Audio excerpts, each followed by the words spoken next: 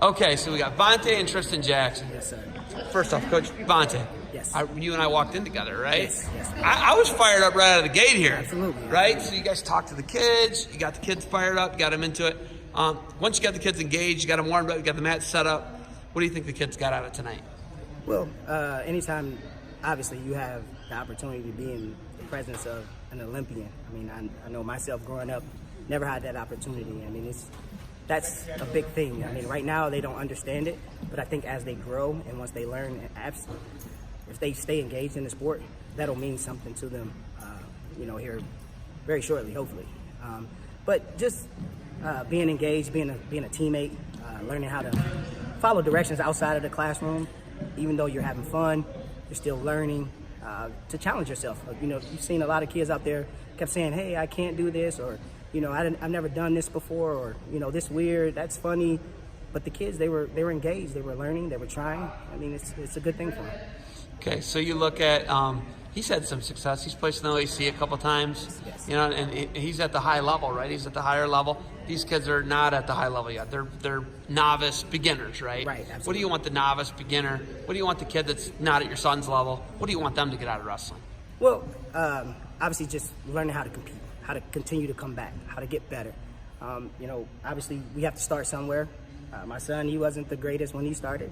He, cried a lot, and he said he couldn't do a lot of things. Myself, when I started wrestling, I wasn't engaged fully when I first came out. I thought the kids I was wrestling against was too tough, or I thought the sport challenged me too much. But guess what? I kept chipping away at it, kept coming to practice, and guess what it did? It got easier, and it became more of a challenge in the sense that I wanted the challenge as opposed to, I guess, shearing away or, fearing the challenge, I should say. Okay, what's your favorite thing about wrestling, Tristan? I talked to Dad. You tell me your favorite thing about being involved with wrestling. Is it spending time with Dad? What is your favorite thing about this sport? It's just having fun, meeting new friends as you go, and just helping kids out, just helping new kids, and it's just a real fun sport. It's just... Don't get the camera shot. Okay, so today you're wrestling a kid. You could have just smashed him. You chose to push him, give him a feel, and try and help him. How important is it helping other people? It's just a great feeling. I just love helping other kids that's new to the sport, or just now learning about the sport. And it's just a fun sport. So. Vonte, ultimately keeping kids off the street. Right, you beat the street. You're from. Okay, so you started out East Cleveland, and you moved to Cleveland Heights. You moved out of the inner city to Cleveland Heights, right? So that we'll call it the outer belt, right? Yes. Out 271, right? Yes. Essentially, so you guys moved out. You got a better opportunity. You're a state placer in wrestling. Yes. You got an undergraduate degree from Kent State. You started out at Finley. You got a master's degree from Kent State. No, Indiana Wesleyan. Indiana Wesleyan. Okay. So you got a ton of education. You got a great job. What do you want kids as a role model to get out of seeing you? And it's like you guys talk about it, someone who's like them, right? Absolutely. What do you want them to get out of being around you, and what can you share with kids? Well, if you listened to my story earlier, I didn't even imagine going to college before the sport of wrestling. I know that's kind of hard to fathom, but it wasn't until Coach Sean Nelson came, knocking at my door and saying, "Hey, what do you think about wrestling in college?" And then that opened up doors for me.